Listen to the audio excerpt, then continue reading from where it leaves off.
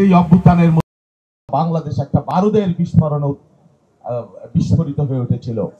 সেই বিস্ফোরণের জন্য আমাদের যে আবাল বৃদ্ধ বনিতা, আমাদের যে ছাত্র বন্ধু যারা নেতৃত্ব দিয়েছে, সমস্ত রাজনৈতিক দল, সমস্ত শ্রেণী পেশার মানুষ, সমস্ত মানুষ এক জায়গায় এসে মিলিত হয়েছিল। কিন্তু দুর্ভাগ্যজনক যে জুলাইয়ের 1 বছর না যেতেই এই জুলাইকে নিয়ে নানান ধরনের প্রচেষ্টা, নানান ধরনের কলঙ্ক, জুলাইকে কুক্ষিগত করবার জন্য নগ্ন একটা প্রয়াস আমরা দেখতে পাই। আমরা স্পষ্ট করে বলতে চাই যে জুলাই আমার, জুলাই আমাদের, জুলাই সকলের। জুলাই কোনো ব্যক্তিগত, কোনো দল গোষ্ঠীর কোনো সম্পত্তি হতে পারে না।